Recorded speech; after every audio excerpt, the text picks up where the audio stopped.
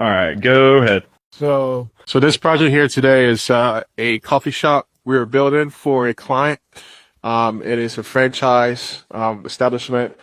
So here we have, you see right here is the bar area. So essentially, the client wanted a bar that was functional for their team, had enough room to accommodate your team, and still be able to deliver the function for what a bar should be, right? So you folder right here, we have we're about probably about 30 feet long of this worth of cabinets here. We have the register that goes in here. You have a display unit that goes in here. So two things to note when you're building or getting into tenant improvement projects is if you're a restaurant owner or a restaurant tenant looking to build a restaurant, you want to make sure that the landlord has two things involved, which is down here. So this is what we call a grease trap, okay?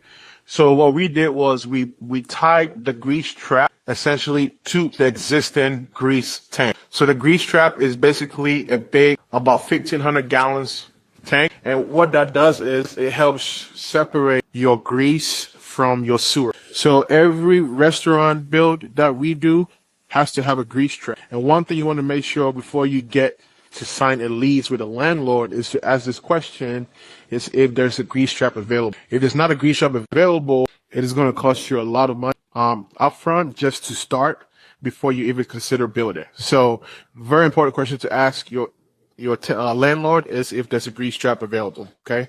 The next thing is if there are sewer lines already existing and where we can tap into. So this second pipe here you see is your sewer line. So you have a grease trap and you have a sewer line. Your sewer line, like I was saying, is where all of your water drains, all of your waste goes to. But because the requirement from the city is to have a grease trap, these two being here, the grease trap will separate any oil, fat from the sewer separately before going to the main sewer to the city. So two key things to note before considering to build a restaurant. You do want to make sure that is ironed. So I think typically you have a triple net lease, which is the most common lease most landlords provide. With a triple net lease, it means that you're responsible for everything in the space, including taxes, including maintenance, including everything that has to do with